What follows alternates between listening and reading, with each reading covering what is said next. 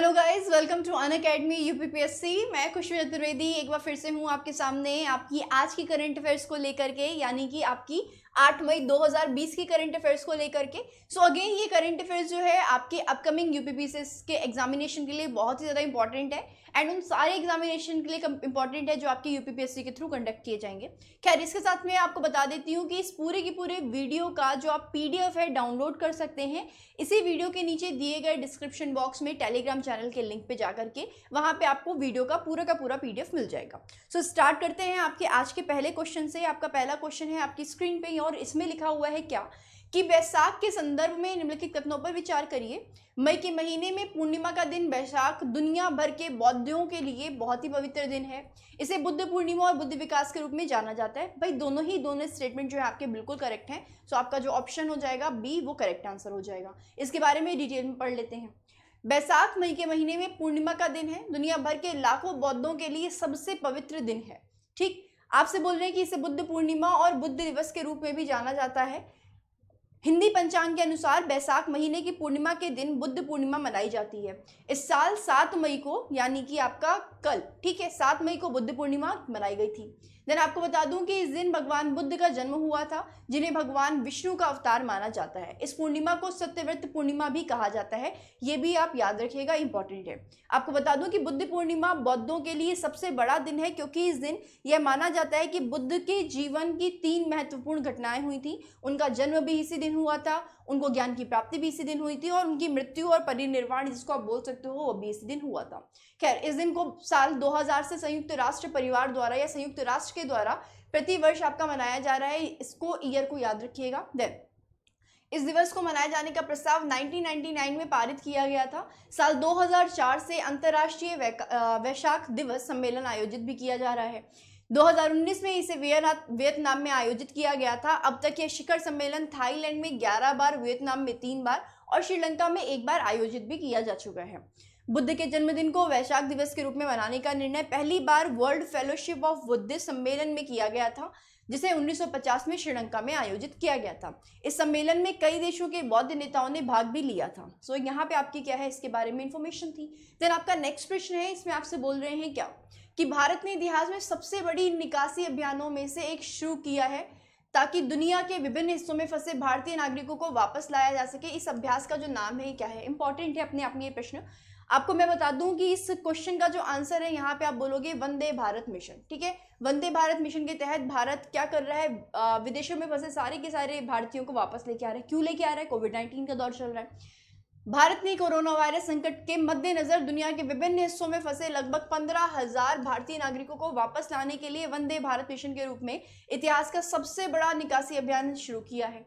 सरकार 7 मई 2020 से 13 मई 2020 तक एयर इंडिया और इसकी सहायक एयर इंडिया एक्सप्रेस की 64 उड़ानों के रूप में चलेगी और बड़े पैमाने पर अभ्यास संचालित करने के लिए भारतीय नौसेना जहाजों की एक टुकड़ी की तरह तैयार रहेगी। 64 उड़ानों में संयुक्त अरब अमीरात से 10 उड़ानें, यूके से 7, यूएसए से 7, बांग्लादेश से 7, मलेशिया से 7, सऊदी अरब से 5, सिंगापुर से 5, फिलीपींस से 5, कुवैत से 5 उड़ानें, बहरीन से 2, कतर से 2 और ओमान से करीबन 2 उड़ानें शामिल होंगी।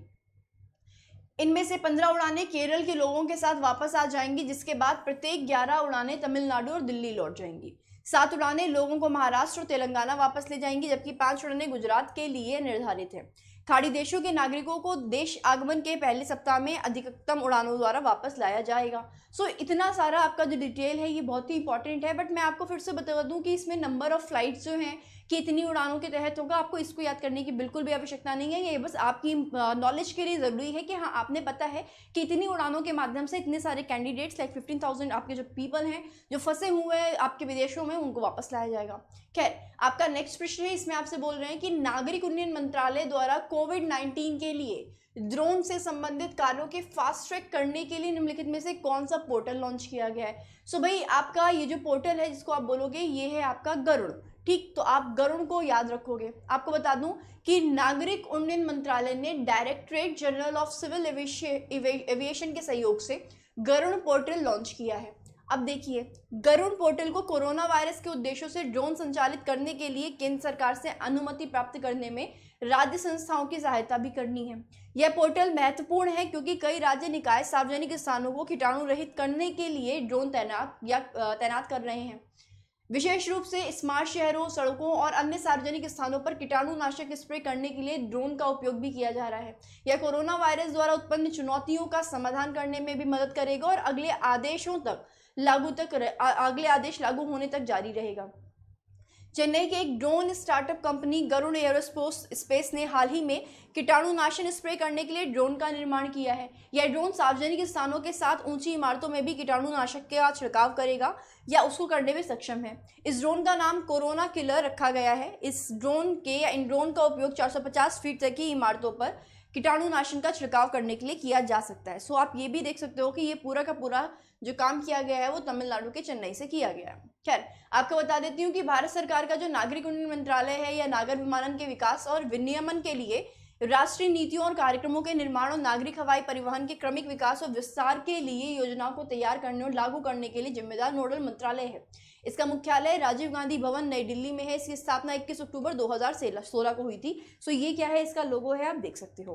देन आगे बढ़ते हैं। आपका नेक्स्ट प्रश्न है, इसमें आपसे बोल रहे हैं कि निम्न में से किस देश ने स्थायी अंतरिक्ष स्टेशन संचालित करने और चंद्रमा पर अंतरिक्ष यात्रियों को भेजने के लिए अपनी महत्वाकांक्षी प्रमुख परियोजना या परीक्षण में लॉन्ग मार्च बी रॉकेट को एक नया रॉकेट और प्रोटोटाइप अंतरिक्ष में लॉन्च किया है।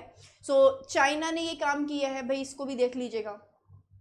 चाइना ने एक स्थायी अंतरिक्ष स्टेशन को संचालित करने और अंतरिक्ष यात्रियों को चंद्रमा पर भेजने के लिए अपनी महत्वाकांक्षी प्रमुख परीक्षण में लॉन्ग मार्च 5B रॉकेट, एक नया रॉकेट और प्रोटोटाइप अंतरिक्ष यान सफलतापूर्वक लॉन्च किया है।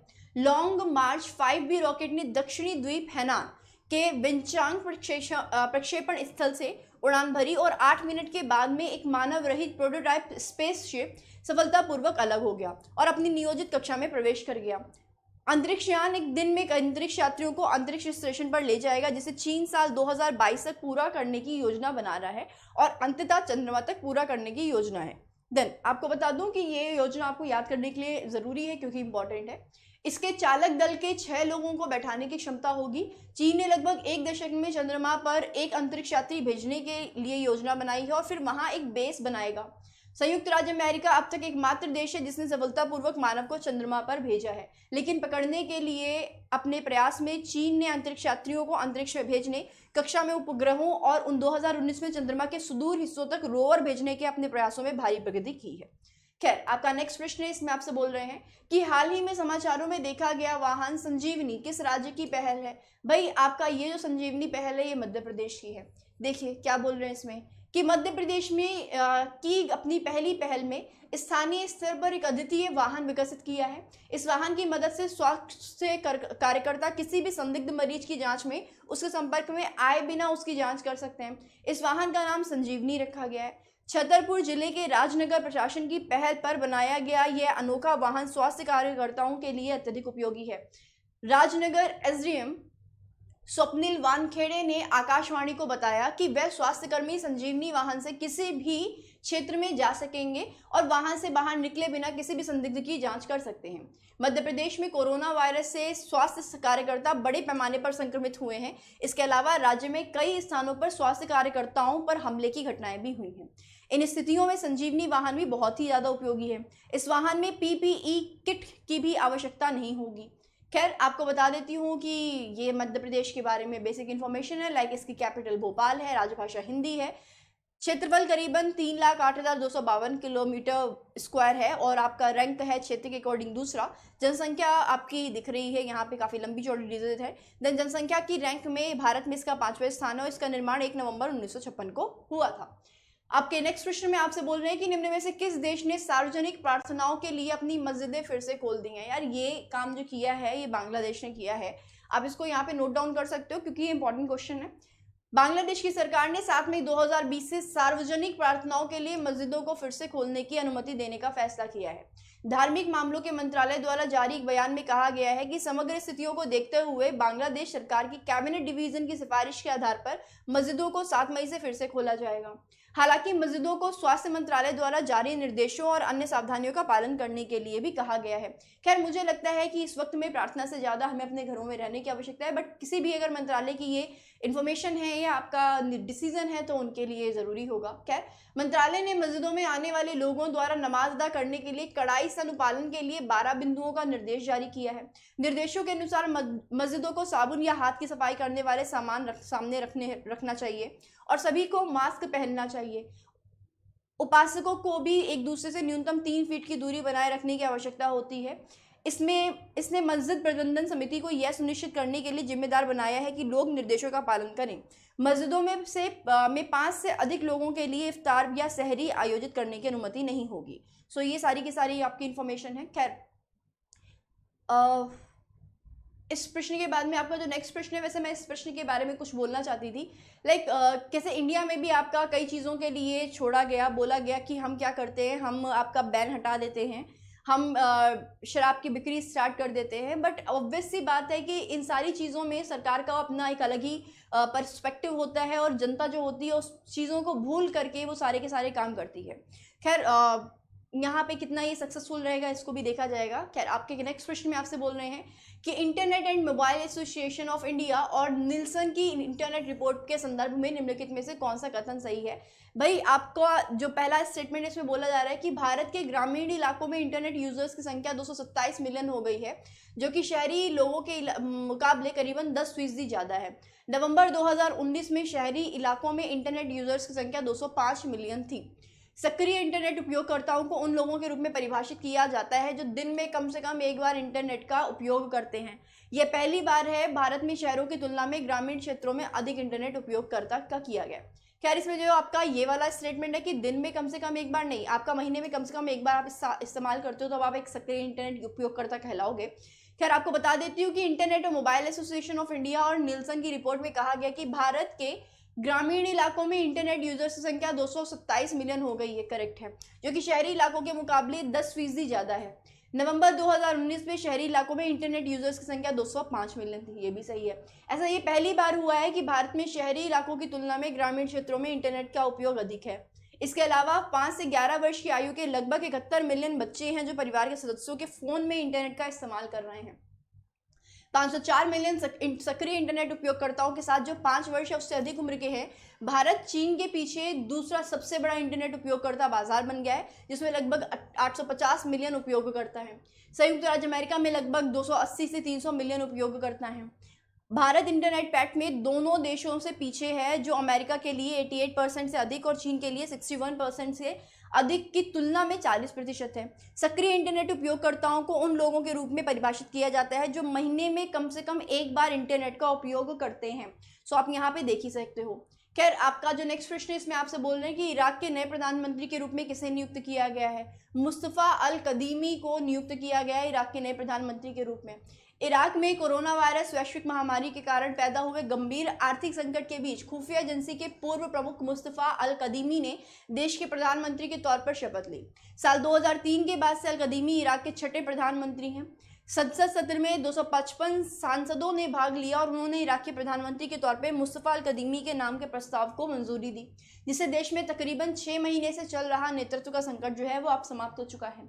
सांसदों ने 15 मंत्री पद के नाम स्वीकार किए हैं और 5 नाम खारिज कर दिए हैं, जिनमें व्यापार, न्याय, संस्कृति, कृषि और प्रवास मंत्रालय शामिल है।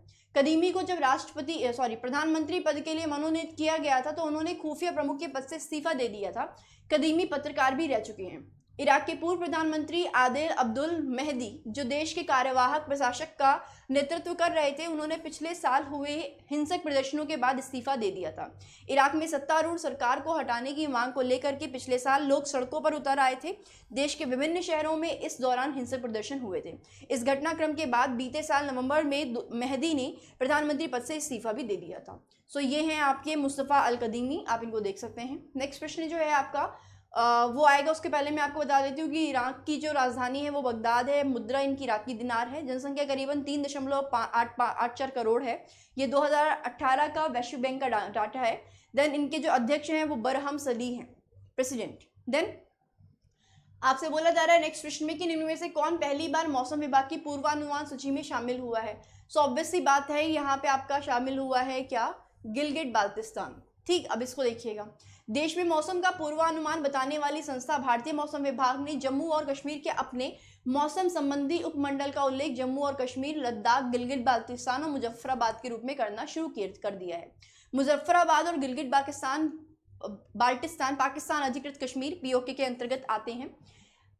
आईएमडी द्वारा जारी उत्तर पश्चिम भारत के दैनिक पूर्वानुमान में दिखाई देना शुरू हो गया है। दैनिक क्षेत्रवार पूर्वानुमान पूरे उपमंडल के लिए न है, ना कि किसी विशिष्ट क्षेत्र के लिए। आईएमडी के वरिष्ठ अधिकारियों ने नाम में परिवर्तन की पुष्टि की है। देश में इस समय 36 मौसम संबंधी उपमंडल हैं। इन्हें राज्य की सीमाओं के साथ में परिभाषित किया गया है। आपको बता दूं कि आईएमडी का कदम न केवल एक अलग केंद्र शासित प्रदेश के रूप में लद्दाख की बदली हुई स्थिति को दर्शाता है, बल्कि एक महत्वपूर्ण अंतर्निहित संदेश भी देता है।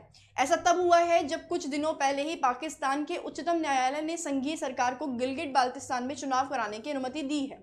आपको बता दूं कि 30 अप्रैल को पाकिस्तान की शीर्ष अदालत ने सरकार के आवेदन पर सुनवाई करते हुए गिलगिट बाल्टिस्तान में कार्यवाहक सरकार बनाने और प्रांतीय विधानसभा चुनाव कराने की अनुमति दी थी। भारत के विदेश मंत्रालय ने इस फैसले के खिलाफ अपना कड़ा विरोध जताते हुए कहा था कि पाकिस्तानी संस्थान के पास अवैध रूप से जबरन कब्जे वाले क्षेत्रों में हस्तक्षेप का अधिकार नहीं है। खैर, आपका नेक्स्ट प्रश्न जो और आपका जो आज का लास्ट प्रश्न है वो ये है कि Vijyant at Kargil the life of Kargil hero नामक पुस्तक निम्नलिखित में से किस व्यक्ति की जीवनी है। तो आप बता दूं कि ये कप्तान विजयंत थापर की है। इसके बारे में पढ़ लेते हैं। Vijyant at Kargil the life of a Kargil hero नामक पुस्तक 15 मई को जारी की जाएगी। इसे पेंगुइन रैंडम हाउस के द्वारा प्रकाशित किया जाएगा। यह भारतीय सैन्य अकादमी में शामिल होने के लिए वीर चक्र पुरस्कार विजेता मरणोपरांत कैप्टन विजयंत थापर की यात्रा और उन्हें एक अच्छे अधिकारी के रूप में आकार देने वाले अनुभवों के बारे में पहली जीवनी है। यह भारत के सबसे बहादुर सैनिकों में से एक के दिल और दिमाग के हुए दुर्लभ अंतर्दृष्टि देता है। इस पुस्तक के लेखक विजयंत के पिता कर्नल वीएन थापर और नेहा द्विवेदी हैं। खैर, आपको बता दूं कि यह पुस्तक भारतीय सैन्य अकादमी में शामिल होने के बाद विजयंत थापर की यात्रा और उनके अनुभवों पर आधारित है, जहां से वे एक अच्छे अधिकारी बनकर उभरे थे। कप्तान विजयंत थापर का जन्म 26 दिसंबर 1976 को एक सैन्य परिवार में कर्नल वीएन थापर और तृप्ता थापर के घर में हुआ था। वह चौथी पीढ़ी के सेना अधिकारी हैं। 15 वर्ष की आयु में राष्ट्रीय रक्षा अकादमी के लिए उनको चुना गया था। वे 12 दिसंबर 1998 को भारतीय सेना में शामिल हुए थे। कारगिल युद्ध के नोल हमले के दौरान 29 जून 1999 को उनके सिर में गोली लगने के कारण 22 साल की उम्र में उनका निधन हो गया था। ये हैं आपके विजयंत थापर। सो अपने आप में एक बहुत ही बड़ा सेक्रीफाइस है, आई कैन से कि मेरे गूज़बम्स हैं। एंड अगर बुक बन रही है, पुस्तक बन रही है, उनकी बायोग्राफी बताई जा रही है, तो इसमें कोई भी निसंदेह बिल्कुल भी डाउट नहीं है कि इस तरीके के आपके डिफेंस कर्मचारी और अधिकारी भारत में होते हैं और होने चाहिए। खैर, आपको बता दूं कि इस स्थान का नाम बताएं। ओके, तो खैर यहाँ पे आपका क्या है, आपका आज की क्लास का लास्ट एक तरीके से बोलोगे क्वेश्चन है। एंड इसके बाद में हम लोग क्या करेंगे, हम लोग आगे बढ़ेंगे। और आगे कैसे बढ़ेंगे, कल की करंट अफेयर्स के वेट के साथ में आगे बढ़ेंगे। कल भी आपकी करंट अफेयर्स होगी। सो अगेन आई होप कि आपको ये लेसन आपको अच्छा लगा होगा। And again thank you for watching the session. तब तक के लिए tata bye bye, take care. And again defence में जाने के लिए रेडी रहें। और अगर आपको लगता है कि मैं खुद सोचती हूँ पर्सनली कि if I was not physically disable तो मैं भी ज़रूर जाती आपके डिफेंस सेक्टर में। बहुत ही ज़्यादा डिसिप्लिन की रिक्वायरमेंट होती है, तो हेड्स ऑफ इस डिपार्टमेंट को, डिवीज़न को। So thank you for watching the session. Bye bye, tata, take care. Again मिलते हैं आपसे कल। Bye bye.